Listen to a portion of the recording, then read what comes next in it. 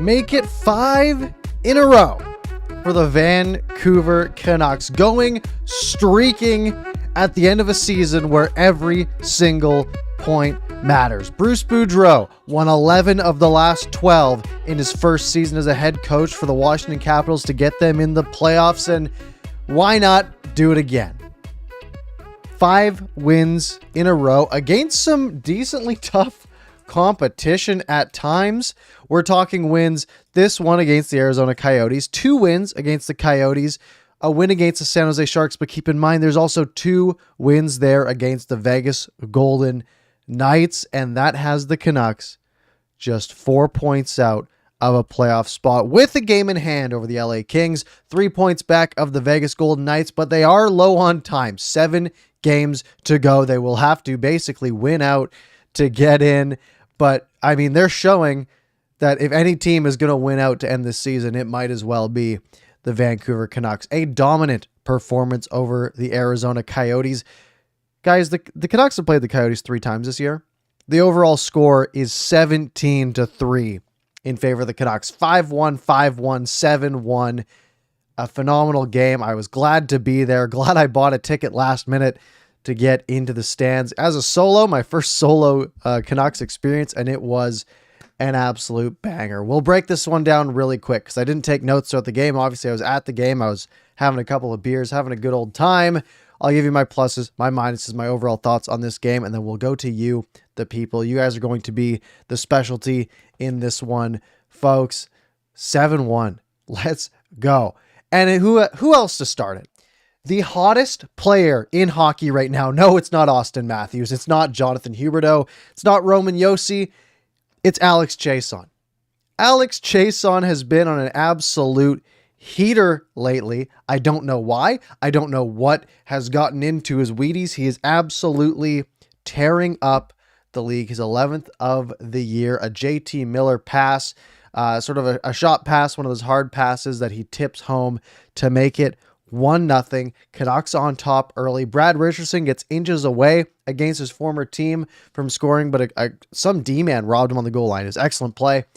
And then with a minute to play in the first period, Sheldon Dries, who has been tearing up the AHL, the leading scorer on the Abbotsford Canucks, gets his first goal of the season for the Vancouver Canucks. It is a power play marker.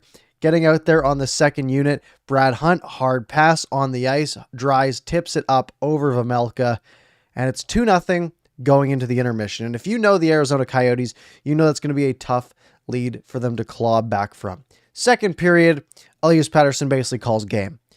Makes it 3-0, a clapper on the power play, sitting there on the right-hand side, just rips it. That's all he has to do. He just rips it home, 5-hole, through the legs of Vejmelka, a good pass from Hughes over to him. JT Miller, if you're keeping track at home, that's his second assist of the night. You'll want to keep track of that. By the way, Elias Pettersson, a player who slumped the first 35, 40, 45 games of the season, 27th goal of the year.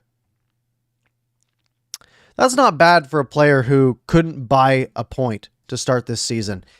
He's at basically a 2-point per game click over his last 10 to 15 games or so. He's at 59 points. Nope, that was before this game. He's now at 60 points in 73 games. He's on pace to hit his 66 number that he's been hitting every year, seemingly. He's playing so good, and his shot is there. Makes it 3-0. Andrew Ladd gets the Yotes within 1, but that doesn't matter because less than 5 minutes later, it's Vasily Podkolzin. The Canucks go on a 3-on-2. JT Miller feeds it over to Podkolzin, who just came off the bench. Podkolzin goes backhand. Vejmelka just is totally hung out to dry, and it's 4-1 Canucks. Keep in mind, that was Miller's 3rd point of the game. Podkolzin gets his 12th of the year on the power play, and then 14 seconds later, an aggressive play from Podkolzin, steals the puck down low, feeds it over to Connor Garland, who takes a quick shot, and Vejmelka's just done. Fires it past him. Garland's 16th of the year. Again, Garland hasn't been doing all that much like early on in the season. Went 19 games without a goal, and now he has 2 in the last few games. So Garland gets his 16th of the year, and then Podkolzin gets his 2nd of the night to end the period. A great steal by JT Miller. Goes cross ice to Podkolzin, who buries it. 2nd of the game, 6-1 as we go into the second intermission. I mean, third period, Canucks don't need to do that much, but they do get a nice little 2-on-1. JT Miller, Alex Chason. Miller feeds it over to Chason, who rips it past Hari Sateri, I guess is actually how it's pronounced. 7-1. Alex Chason, second of the game. He goes 2 goals and no assists on the night. Good on him. We have JT Miller with 5 assists on the night. We have Quinn Hughes with 3 assists on the night. We have Vasily Podkolzin with 2 goals and 1 assist on the night. Folks, the points were getting racked up tonight. The Canucks dominate the Arizona Coyotes. Shots in this one, only 27-22. Only 49 shots taken in this game, but the Canucks didn't need any more than that as they just dominated. We'll get to my pluses, my minuses in this one. My pluses. First one's JT Miller. 5-point night for JT Miller. That gets him over the 90 mark with what, 9 games to play, 8 games to play. How many games do the Canucks have left? 7 games to play. He's hitting 100. If he plays the last 7 games of the season, JT Miller hits 100. And that's not really a hot take. Coming into this game, I think I saw a tweet, I think it was from Sat, that said JT Miller has gone cold and only has like 12 points in his last 12 games, when the previous 12 he had like 23 or something like that. He's still just going at a point per game pace, and this one he gets 5, which just completely blows out of the water. Excellent game from JT Miller, dominant out there against the Coyotes. Alex Chason, I gave Chason a lot of heat early in the season, and I think it was pretty justified. Chason wasn't that great early in the year, and now he has found a role where he just tips pucks home, bangs home rebounds, and he's going to get, 13, 14 goals on the year as a fourth line guy making under $1 million. Sounds good to me. That's a great depth piece. That's exactly what you want out of a guy in your fourth line. So big ups to Chason. He hasn't even played every game. How many games has Chason played? Alex Chason. He's played 62 games, so he's missed 13. And he has 12 goals, 9 assists for 21 points. He's on like a 26, 25 point pace. That's great on your fourth line. And he's had games where he's basically invisible, but lately he has been very, very, very good. Another name to point out, Vasily Podkolzin. So awesome to watch him out there playing in these big moments and just dominating the hockey game. How much ice time did he get tonight? He played 16:57 of ice time. So 17 minutes, 3 points. He was a +3, 2 shots, 2 goals. That's all you need. 1 giveaway, but 3 takeaways to make up for it. Great game from Vasily Podkolzin. Elias Pettersson is still buzzing right now. I like the stat here, 3 takeaways, no giveaways. You like to see that from a guy like Petey. As for overall team pluses, power play. Canucks power play, they get 4 opportunities. They score on 3 of them. The Sheldon Dries goal, the Elias Pettersson goal, and the first Vasily Podkolzin goal, all coming on the power play. And I mean, that just ended it, right? Like that really took the Coyotes out of this game. You take their power play goals away, it's still 4-1. But it was an excellent special teams night. They go 1 for 2 on the PK. Not that great, but I'm not too worried. That lad goal was on the power play. But hey, that's a pretty good night for the Vancouver Canucks. Special teams, 5 wins in a row. That's a plus. The Canucks go on, I think this is probably their second longest winning streak of the season, other than that 8-game win streak early on, unless I'm forgetting one. But hey, the Canucks are hot right now, and they're going to need to be. They've got the Stars on Monday. That is every game, like these last few games have been their biggest game of the season. This game against the Stars coming up, it is their biggest game of the season to that point. And then every game going forward will be, because keep in mind, the Canucks basically have to win out. If they beat the Stars on Monday, then they get the Senators at home. That should be a winnable game, although it is on a back-to-back. They get the Wild. That'll be a tougher one. They get the Flames. That'll be a tough one. Flames got dominated by Vegas tonight. That's something that can go in the minus column. But my big plus for this one, the Canucks are 4 points out. The Canucks are 4 points out of a playoff spot with a game in hand. They have 7 games remaining. The Kings have 6 games remaining, and the Canucks play the Kings on April 28th. I don't know the tiebreakers. I imagine the Kings probably have the tiebreaker, but I'm going to check right here. What is first tiebreaker? First tiebreaker is regulation wins. LA has 30. Vancouver has 30, which means officially the Vancouver Canucks control their own destiny at this point. If the Vancouver Canucks win their last 7 games, that would include a win over LA. So if the Canucks were to win out and LA also won every game except for the game against Vancouver, they would tie in points. The Canucks would have more regulation wins by 1.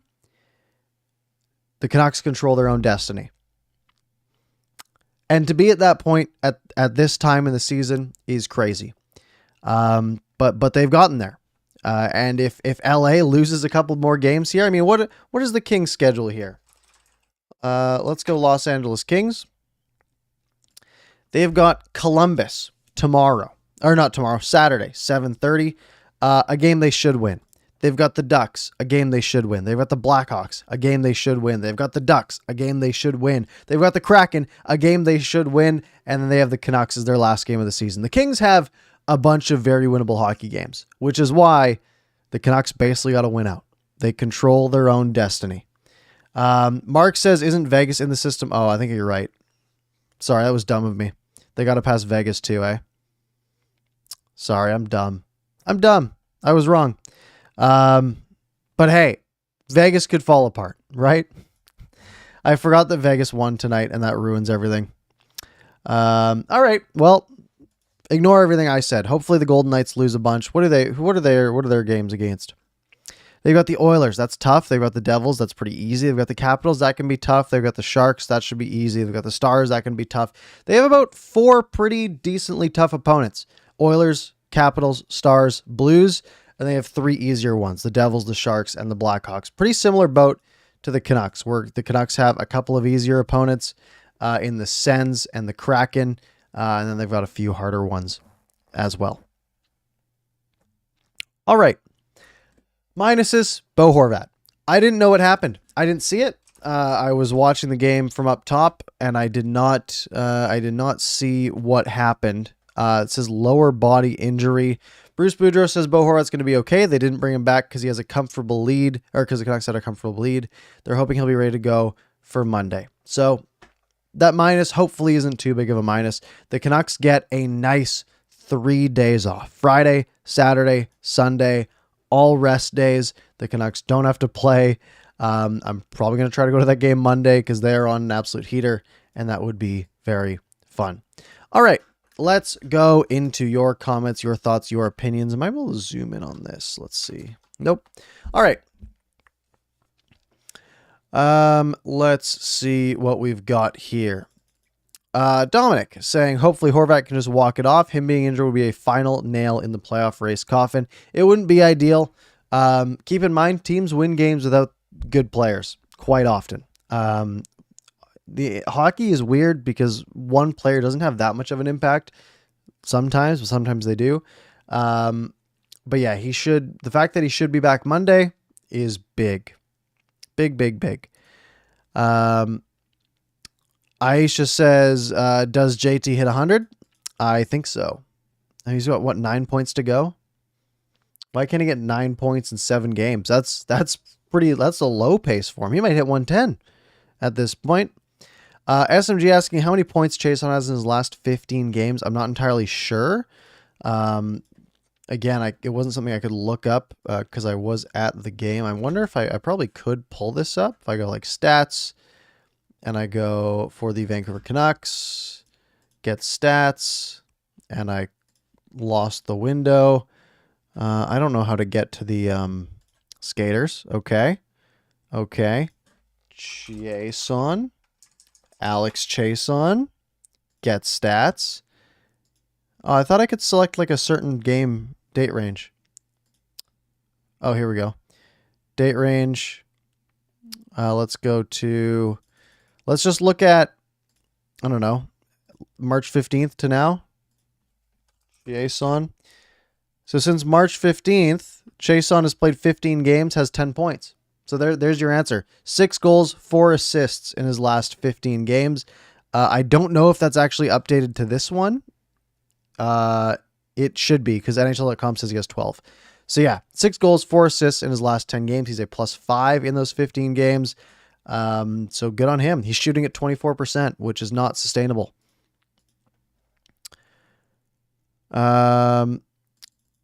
Gus says, where'd you have your seats? Glad you got to see the game, but man, that Arizona team is bad. I was in the upper bowl on the end where the Canucks shot twice. I was in 315. Ivan said, Mr. Sheems, glad you're back. Thank you very much, Ivan. Clifford saying, hey, so I saw a tweet where someone was saying, quote, who hypnotized Chason and convinced me he was 1990s Cam Neely. Yeah, he's just a tip machine. He's playing way better. You know, when he's on that power play and he's playing that sort of low net front, he's not just sitting in front of the net. He's doing that bounce out to the side, be an option. And that's how Horvat scored that last game. Chason has been just way, way better over the last little while. Jaskran saying 4 to 5 Miller's assists were primary. So, you know, he was a big difference too. Yeah. And his secondary assist was on the power play where he just passed it to Hughes. I mean, he didn't do much there, but I mean, you think about all of them. Chason's goal, the first one, Miller direct pass to his stick where he tipped it in. Podkolzin's first goal. What even was that one? It was the 3-on-2 where he feeds him and he goes backhand. That's a great pass. The Podkolzin second goal where JT Miller literally steals the puck and then feeds it across to him. And the Chason goal where it's a 2-on-1 and he passes over. All of those were not just primary assists where it's like, oh, maybe you pass it up to someone and like 8 seconds later they scored. He directly caused every goal and was just as big of a piece as the shot or tip itself. So a big, big game from JT. Ivan saying, the GM not announcing Bruce's extension can be the fire we needed. Can you see us starting without Bruce next season? I can see it. It just seems really risky from like a PR perspective. And I talked about this on Canucks After Dark, I think last week, on the, what would that have been? Like the 8th? No, the 4th, April 4th, something like that. April 5th, the 4th. And I mentioned that re-signing / extending Boudreau is the really easy play, because if you were to extend him, there's no chance of like negative backlash. If the Canucks come out next year and they start bad and it's because of Boudreau, let's say, there's no like hindsight is 2020. Like he's been a great coach so far. There's no real downside to it. However, they could easily want to instill their own guy who has systems that they trust more and things along those lines. But that's a risky move, because if it doesn't work out, then it'll be a real quick turn of public opinion where everyone goes, well, you had this coach who did a really good job and you let him go and you got this other guy who sucks. That's a big mistake. However, if they think that coach would be better, then they're kind of obligated to do that. So it's a real catch-22, but the easy move is to just keep Boudreau, extend him, and it's just a safe play. Jaskran saying Miller's at 91. There's a significant drop from him to the second. Shows we're not that much of a threat without him. The thing is, if you look at most teams that have a guy who's scoring 100 points in a season, there usually is a big drop off, because most first line players score like 60 to 70 points. That just means that he's an outlier. I mean, what is he in the NHL points race? If I go stats by player, he is 9th in the NHL in points, right? There just is a big drop off, because 80 points gets you to 20th in the NHL. 70 points gets you to 41st in the NHL, right? So the second best player on a decent team has 70 points right now. So there's just going to be a big drop off. That's just the way it is. I mean, what's the Canucks next guy? Like, Horvat has 52. That's well down there. Quinn Hughes has 58. I think Elias Pettersson has 60, right? So there's just going to be a drop off. That's just the way it goes.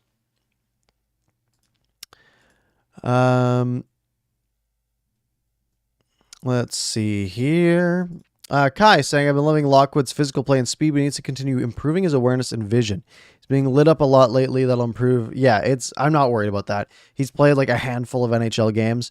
Podkolzin was pretty similar to that in his first few games, right? Obviously, Podkolzin has a much higher ceiling. He's a much higher pedigree prospect slash player.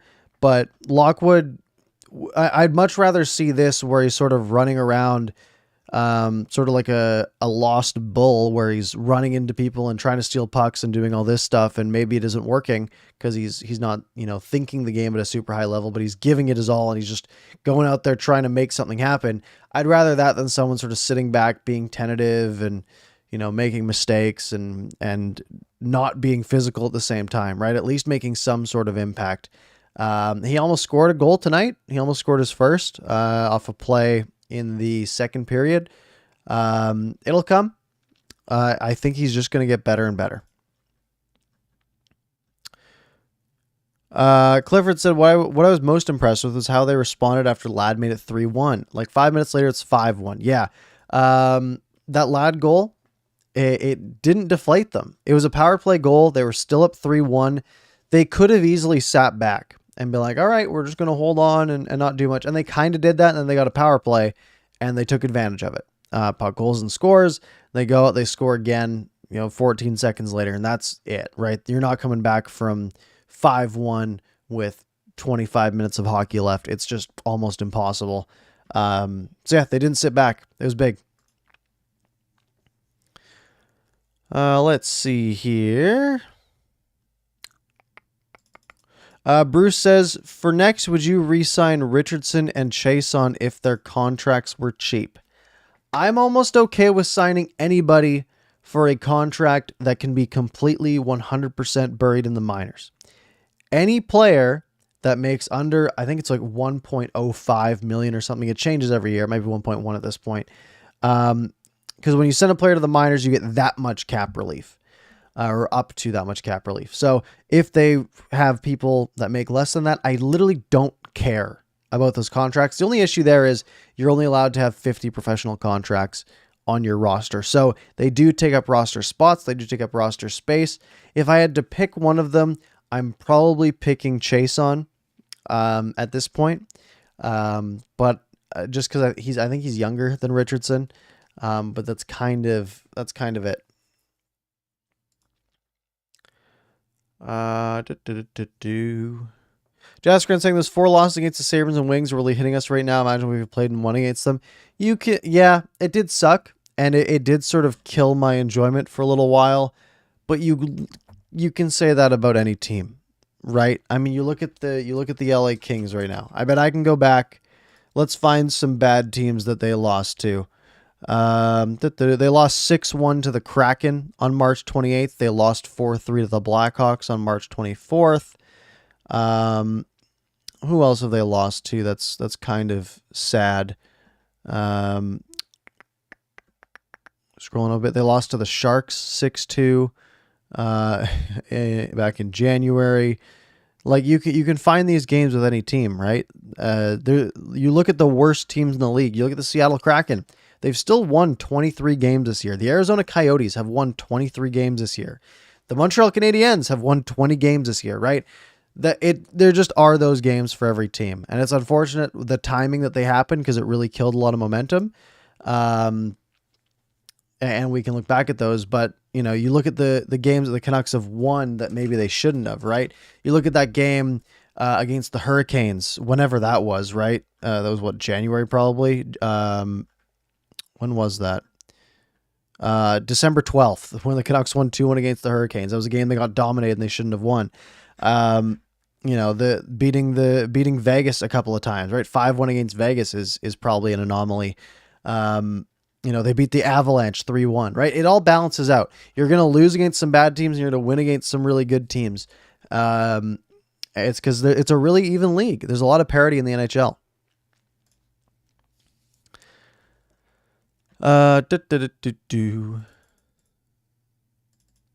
What else do we got here?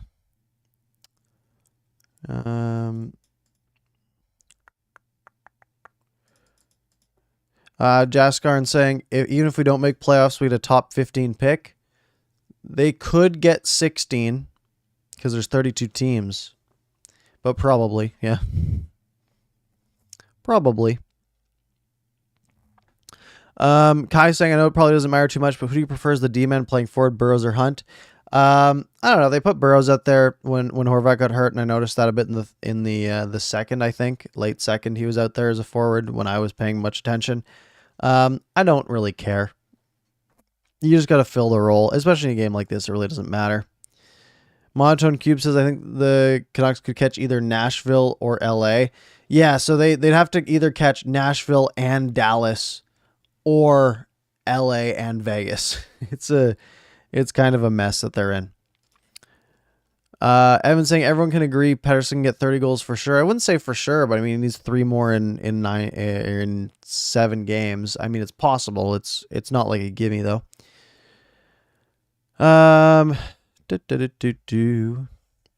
Trevor asking flat out, do I think the Canucks will make the playoffs? I still don't. Right, the odds are stacked against them because they do have to pass 2 teams, right? At least, whether it's Vegas and LA or Dallas and Vegas or Dallas and LA. They got to pass 2 teams. There's sort of 5 teams competing for 3 spots, right? For 3 spots. So it's doable.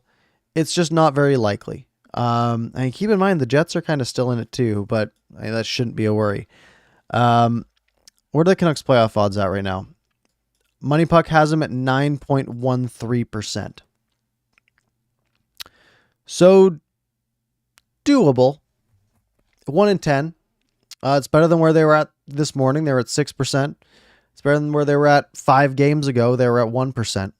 So do I think they will? No. Do I think they can? Sure.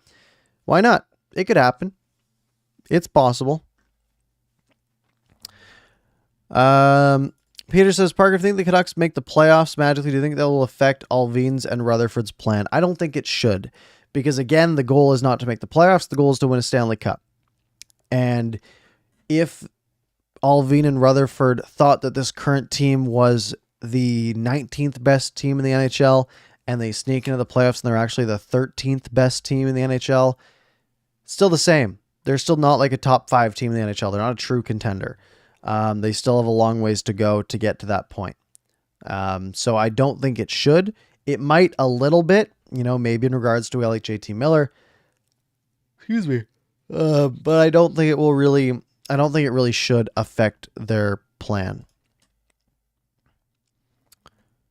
Let's see here. Jessica says you're not coming back from 5-1. Panthers hold our beers. Yeah, well, they're a bit of the anomaly. The Coyotes are not the Panthers. Money Puck after the Canucks won, or after the Garland goal to make it 5-1, they had the Canucks at a 99.96 chance to win. So 4 in 10,000 chance for Arizona to come back. So it was basically done.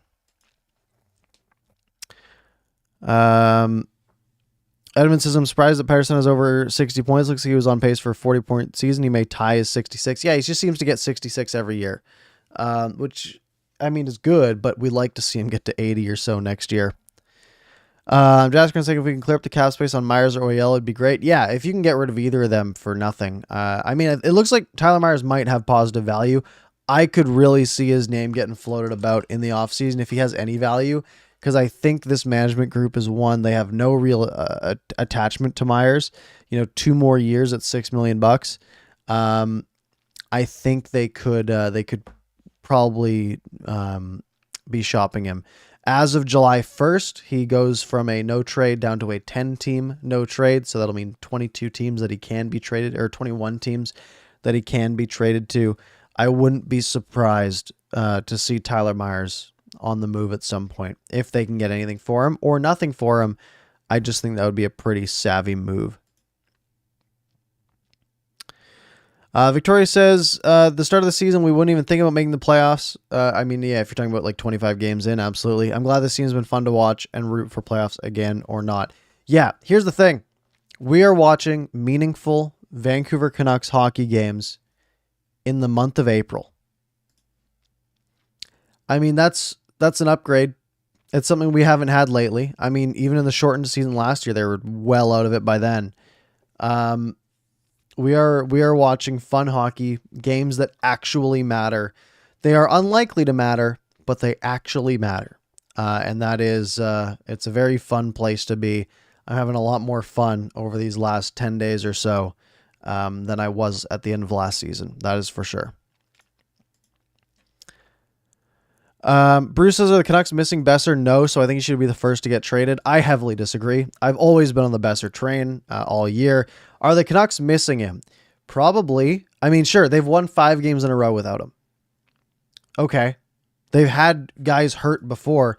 After Horvat got hurt this game, the Canucks scored 5 goals, or maybe 6 goals even, and only allowed 1. So they don't need Horvat, right? I mean, their goals for and goals against, while Horvat's out, it's 6-1. That's way better than when he's in the lineup, right? I think people really undervalue Besser because he has been continuously sold as a shot, and that's all he is. He's a guy who can shoot the puck, and that's it. And I think it's really easy to miss the other parts of his game. He has a really high hockey IQ. He's a good playmaker. He's a little slow, sure, but he's great at setting people up and controlling the puck in the offensive zone and making plays with it. And I think overlooking all of that because he hasn't scored, 40 goals this year, is a bit of a mistake. And I think Brock Besser's a guy that you can get positive value out of a contract with, because he's been in a bit of a slump this year. And I think he's a great sort of buy low candidate on a player you don't even really have to buy. You just have to give him a contract. You don't have to make a trade. You can give him a few years at, $6.5 million. And I think he outperforms that pretty easily. So I don't see the need to be moving on from Brock Besser at all. Let's see here. Professor Dogwood says, what's the lowest possible win percentage to make the playoffs with a 32-team NHL? Is it even possible anymore to make the playoffs below 500? 500 point percentage? Probably not. Because then you're only getting 82 points. There's no shot. 500 win percentage? Absolutely. If you just lose a bunch of games in OT, you can definitely get there. I mean, if we look at the standings right now, I mean, the Canucks are, probably not this year. Let's see. Yeah, every team's basically won at least 41 games already that's going to be in the playoffs. But I mean, it's just simple math, right? If half the teams don't make it, half the teams do. If everything was a lot more even, the problem is the teams at the bottom lose a lot more than the teams at the top win sometimes. But yeah, I think you just statistically could get in at 500 win percentage. Like it's just math, right? Half the teams get in. If you win half the games, you're probably pretty average, and probably around that 16th mark. Jaskrin says, isn't Besser coming back Monday along with Horvat? I haven't heard that. I heard that he might be back on the home stand, which would indicate Monday or Tuesday if he's coming back. Could also be Thursday in Minnesota. That's definitely possible. A report from Canucks Army today, or at least it was from Irfan Gafar, and Canucks Army just kind of made an article out of it. Hopes to play at some point this season. No surgery required. So, it might not be Monday. It might not be Tuesday. It could be, next Thursday or something along those lines. So we'll see.